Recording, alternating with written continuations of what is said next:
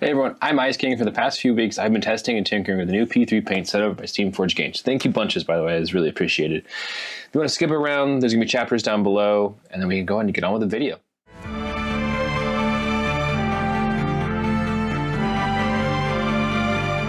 Before we get into testing, I really want to put this out there and say that I am no pro at this. I have never done a paint line review or test before.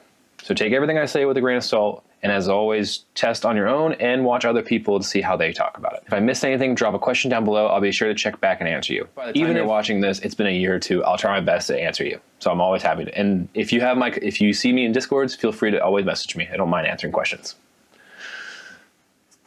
Now we can get into the testing methodology. So having never done a paint review, I had to come up with how I wanted to do the test on the paints that were sent over. I printed off some swatches I found on printables, and I primed the top half black and the bottom half white. When applying the paint, I took one drop directly out of the bottle and evenly applied the paint on the left half of the swatch to see how the paint covers across two of the most common primers. Overall, coverage was awesome, as you can see in the swatches here. And in line with many of the other dope paint brands out there, we are kind of spoiled nowadays, I feel, with just having so many good paint brands. No matter what you choose, you will have a good painting experience. P3 is just adding to that line in a very good way because their formula is inherently smoother to apply and does more of that wet blending technique that everybody loves to play around with and use. I'll go ahead and toss up all the swatches now, so pause and screenshot if you need to.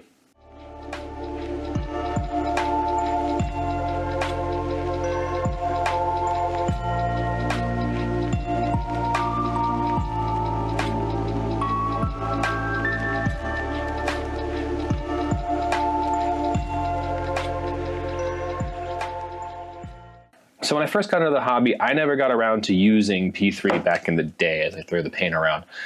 I had only used Coal Black and Arcane Blue on a couple ret models from way back when, and back then I was a kid. I didn't know what P3 was. I didn't know what made it special. To me, I just bought Arcane Blue because it was a cool color.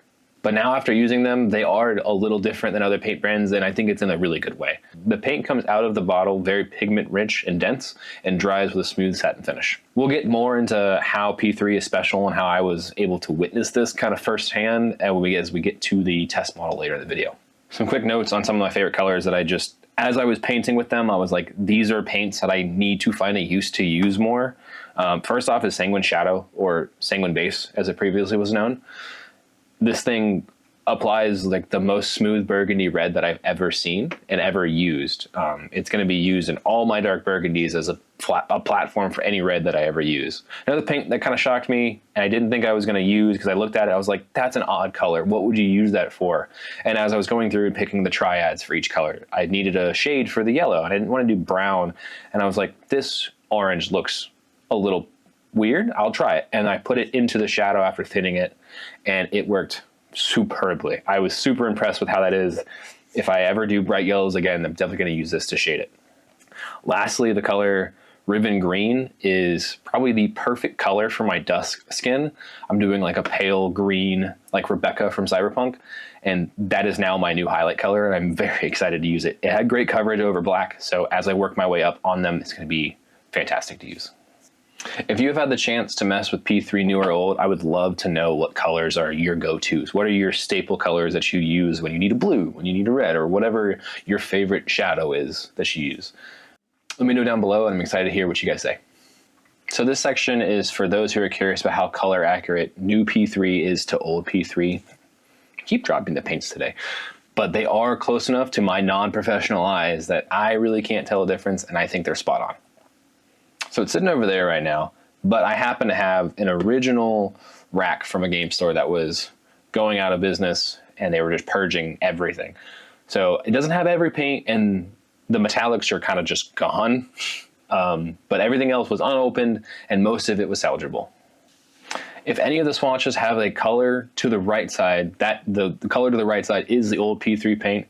As you can see, some of the paint separated, but I was still able to get the pigment and the color onto the swatch.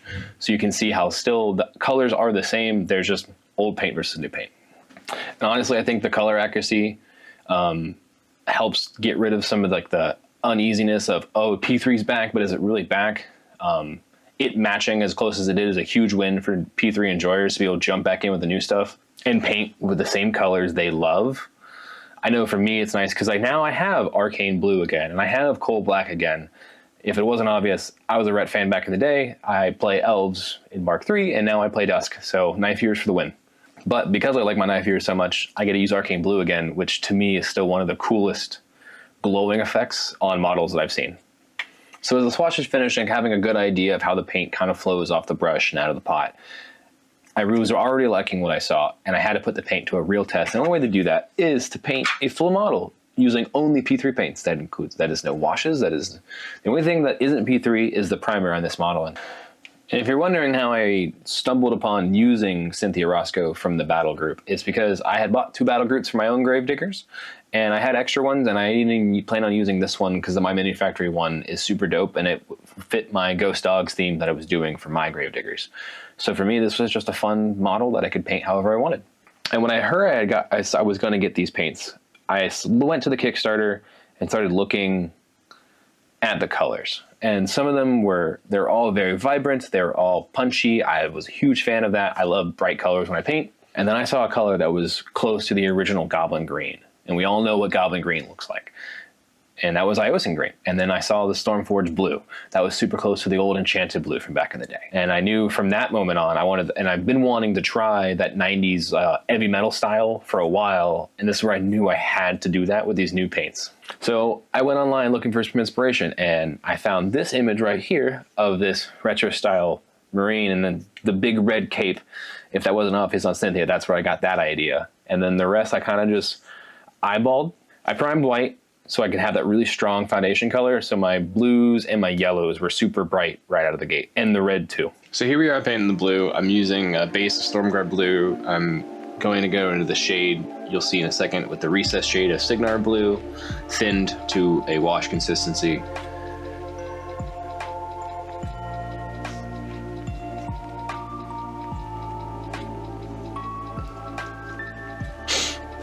Here you can see like the consistency that I was trying to go for. It's pretty thin, kind of showed it off. Play with it at your own will. You'll find what works best for you. And just taking a really thin brush, throw it into the recesses.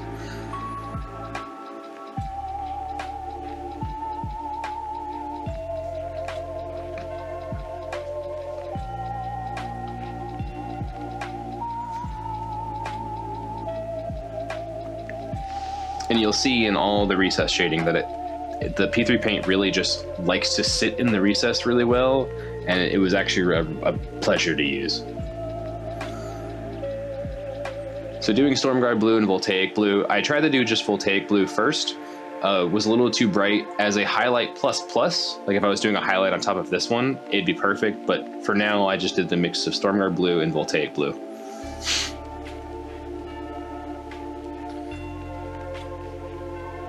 Going into our grays, started out with Greatcoat Gray. Going in all over, like, not the metal parts, but just picking out bits and bobs that I thought would be cool in gray.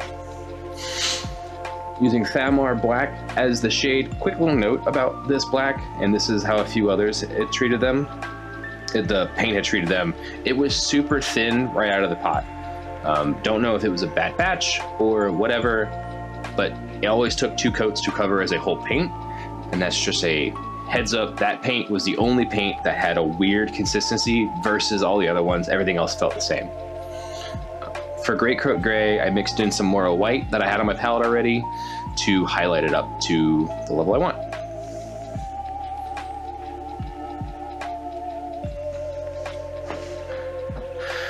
Into the metals. Didn't do a recess shade on this one. I just did a base, a mid-tone, and a highlight. Basing with everyone's favorite Boiler Black.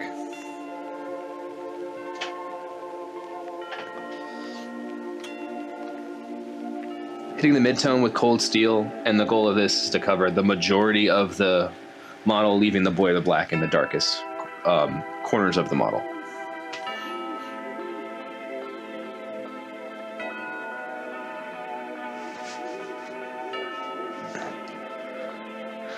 Then hitting it with that fine edge highlight with Quicksilver. This is just to add some slight scratches to it and then really pick out the corners and the highest parts of the model.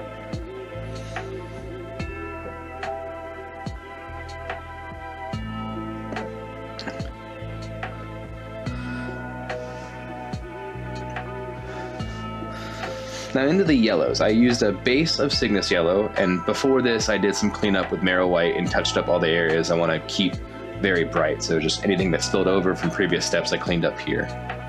Going in with Cygnus yellow across all the parts, and going over the white, it was an easy one coat coverage.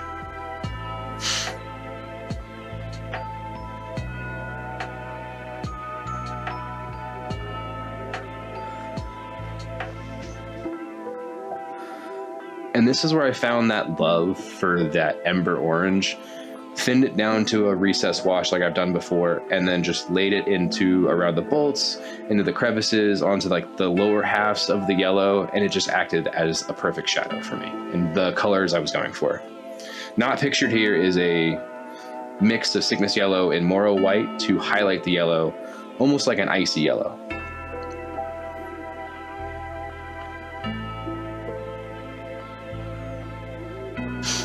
Getting into the leathers, starting out with bootstrap leather as the base, moving into a shade of Battlefield Brown,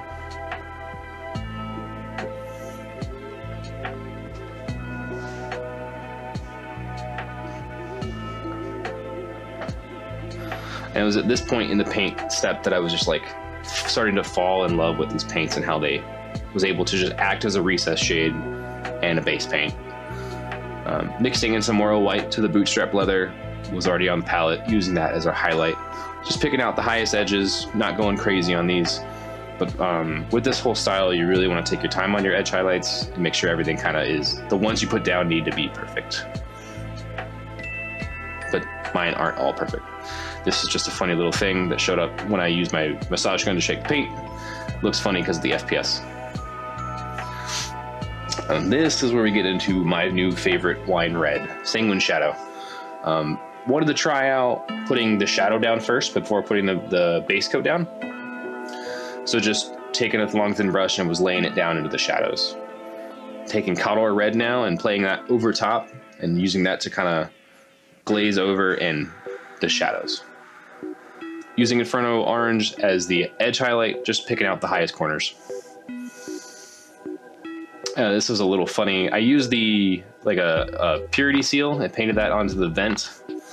And then this is the solid gold going over a Battlefield Brown onto the Black Legion X Crick's head. For her hair, I tried it black, didn't like it, so I painted it Great Coat Gray, mixed in a little bit of white to do highlights. And then I did a third where I mixed it even more white and did a third layer of highlights. Skin is just Idrian flesh as the base. This took a couple steps, so not all of them got recorded, unfortunately. But took my base Idrian flesh, did 50-50 Midland flesh, then did Midland flesh, then did 50-50 Midland flesh, Rin flesh, and then I final of 2 parts Midland flesh to 1 part Rin flesh. I didn't want to go all the way to Rin flesh. It was a little too bright for me, what I wanted. And of course, I'm super out of focus right here, so lovely. So we're on to the B-roll. Super happy with how she turned out. This is still I think this is one of my new favorite models I've painted. It forced me to do a lot of techniques I don't normally do. And overall, super jazzed for these paints. These paints are awesome, and this is very relevant as to when I'm recording this, because literally today I walked into my local game store and they saw they had P3, and I haven't been that excited for a paint line in a long time. I'm super jazzed to paint some more models. I picked up some more colors to paint some more of my dusk. I picked up more colors to paint the elk on Moraine, get her 100% ready for Nova. And yeah, I'm overall super excited with these paints, and I loved the experience for them. And if you get the chance to try them, I definitely recommend picking up a couple colors that you don't have in your current paint range, or the color you've been like, that's a really cool color, similar to one I have. Let me try it and see how it works in with my normal paint flow. I'll be using a lot of them on my Gravediggers, which is the video coming out in a few weeks. I'm super excited about that one. That one's gonna be very fun. It's gonna be using a couple P3 paints and a couple other techniques that I've been trying to learn. The new paint brand on the block, you're gonna compare it to the colors that are very popular from other brands. I picked out 2 that are very popular, not one that's super popular, and then one that I use a lot for a lot of my metallics. We'll start, Acrylic Dark Silver is usually my go-to base silver, and I wanted to compare it to Boiler Black, which is the go-to black. And Boiler black, it's gonna be hard on the camera to pick up the detail. Boiler black is slightly darker than dark silver, and I don't know how YouTube is gonna show the video and how it's all gonna convert and show up on your screens, but in person, dark silver is a little bit brighter than boiler black, but they are like within realm of being the same paint, which is always good to have a one-for-one paint. For me, who used Pro Acryl and now has P3, I have an equivalent paint that I don't have to be like, oh, it's 1 or 2 shades too bright. And then one of the most famous colors I feel like everybody has in their repertoire is Bold Titanium White from Pro Acryl. It's one of the best whites I've ever used. I'm a super fan of it. It's kind of my go-to. You've seen it on my Helldivers, Gravediggers, and the shorts. It covers almost in 1 coat very well, definitely in 2 coats for like even over black. And Marrow White has basically the same exact coverage as Bold Titanium White. And that is a huge win for P3 in my book, because that's like one of those colors that everyone has. They're like, I may not use Pro Acryl, but I have Bold Titanium White. Now you can recommend Marrow White, and if you're just coming in and you're getting all the P3 paints, you have a solid white you do not have to worry about. The biggest difference between the two is not seen in this photo, but as with P3 versus Pro Acryl, P3 has that satin finish, Pro Acryl has a very matte finish. About a week ago, I put out a request to all the viewers that I have on Facebook and wherever, just to see if you guys had some questions you would want answered about P3 as I was testing them and forming the video. The first question is, how does the paint thin? Thin with water, then it's perfectly fine. I didn't have any problems with it. I could thin it down to a glaze, I could thin it to a wash, I could thin it just to have a little bit more flow consistency and be a 2-coat coverage instead of a 1-coat coverage. So another question that we got was, how do they work on a wet palette? How do they work on a wet palette? For everything but the metallics, I used the paint on a wet palette the entire time, and it never split or anything. It never acted weird on it, and it worked just as any other good paint would. Kept the paint the perfect consistency that I'm a fan for. And for me, doing standard base coats and highlights and just your kind of just overall painting, I like a 2-to-1 ratio of paint to water. The last question I have here is, how do they glaze? And I am by no means an expert in glazing. I'm still kind of new to that and wet blending as a whole. But I want to say they work very well for this, as I tried to do this on the red cape with the mid-tone and the highlight to either bring up the shadows or brighten the raised edges, just kind of pushing the paint around, thinning it, to just putting the mid-tone over the dark red to kind of like push that down a little bit and dragging it away to kind of just even that out. And that's it. That's the whole video. Depending when you're watching this, they're doing a Wave 2 Kickstarter that's going live, I think, on the 15th of July. And they're adding another 64 something paints, rattle cans, and some pretty cool looking metallics. If you're watching this way later, hopefully this video was useful for you and gave you some information you didn't have, or helped you draw a conclusion that you needed. And thanks for watching. If you're sub, thank you. And if you're not, consider hitting that button and stay tuned for more hobby content and gaming content. I'd really appreciate it. Have a great one, and I'll see you in the next video. Bye.